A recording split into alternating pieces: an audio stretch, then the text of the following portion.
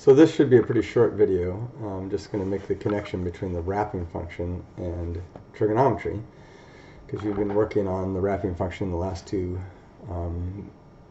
videos we've been talking about, so you've been practicing, I'm assuming. So you should at this point be pretty good at finding your way around the unit circle and applying your knowledge of the unit circle to evaluate the wrapping function. So for example, if I said, what's the wrapping function evaluated at 30 degrees, you would of course turn 30 degrees and you would say, okay, I'm looking for these coordinates, and since there's a 30, 60, 90 triangle there, that means we know that this side of the triangle is square root of 3 over 2, and this side of the triangle is 1/2, so we know that this gives me rad 3 over 2, 1/2.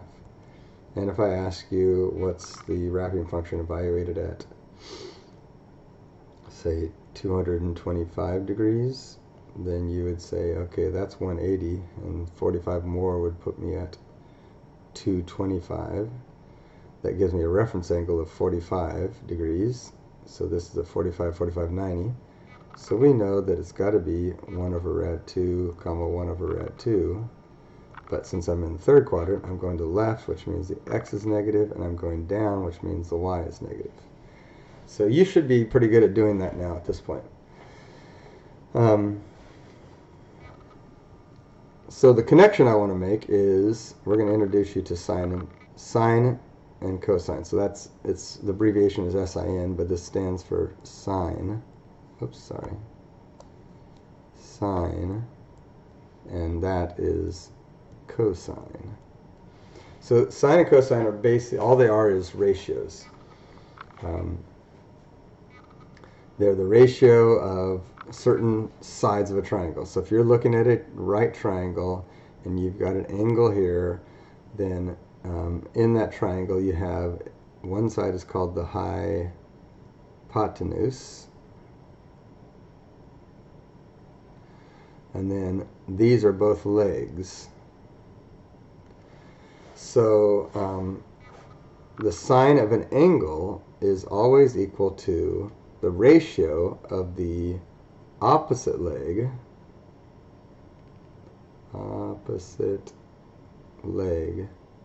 divided by the hypotenuse.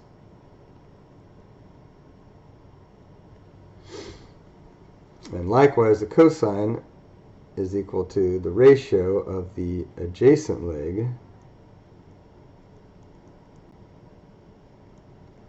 divided by the hypotenuse. So it doesn't matter how big or small the triangle is, because this is a ratio.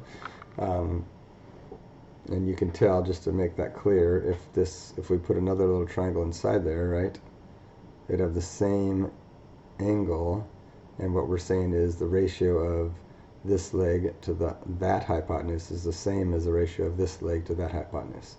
So that's why it doesn't matter how big the triangle is. All that matters is you get the right sides of the triangle. So what does that have to do with this? Well, in this drawing, because it doesn't matter how big the triangle is, that's why we use a unit circle, so that means my hypotenuse is 1, so it's pretty easy to find these values. If I want to know the sine, so if I want to know the sine of 30 degrees, for example, well, here's a triangle that has 30 degrees there, and so that means sine would just be equal to the opposite side over the hypotenuse.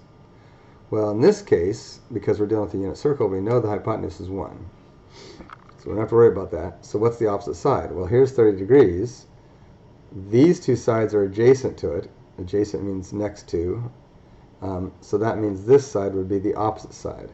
And since we know from the wrapping function that that is 1/2, we know that this is 1/2 over 1, so that means the sine of 30 degrees is just 1/2. Or even cooler, the sine is the the y coordinate that the wrapping function, that we get from the wrapping function. And likewise, if you're looking for cosine of 30 degrees, We know that that's supposed to be the adjacent side. Oops, sorry. The adjacent side over the hypotenuse. And so, in this case, the triangle, of course, both of these sides are adjacent to it, but that's the hypotenuse, so we don't count that as the adjacent side. It's really the adjacent leg. So this right here is the leg we're talking about. So that, of course, the hypotenuse will win as 1, and the adjacent side we know is the square root of 3 over 2, so that would just be the square root of 3 over 2.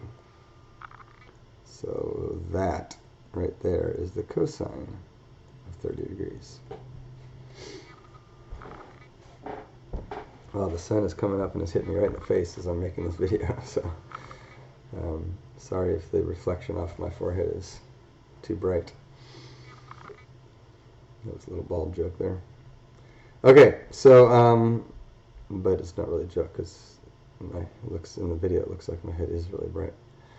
Okay, so anyway, the point is that now that you, with this easy little connection, you can, all the practice you've been doing on the wrapping function, because you know the coordinates of each point, now you can find, you can evaluate sine and cosine for all the friendly angles. So if I was just to, out of the blue, say, what's the sine of 330 degrees, then you would picture or even draw a little unit circle, and you know 330 degrees is almost 360.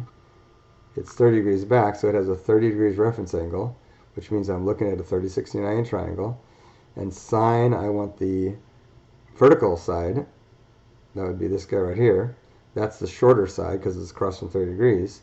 So that would be have to be 1/2, and since it's going down, it must be negative 1/2. Or if I was to ask you, what's the cosine of 5 pi over 4? Well, once again, we draw a quick little unit circle. And there's 1, 2, 3, 4 pi over 4. 5 pi over 4 would be right there. That's the same as 225 degrees, right? So, but I'm looking for cosine, so I'm looking for this side. So that would be a negative 1 over rad 2.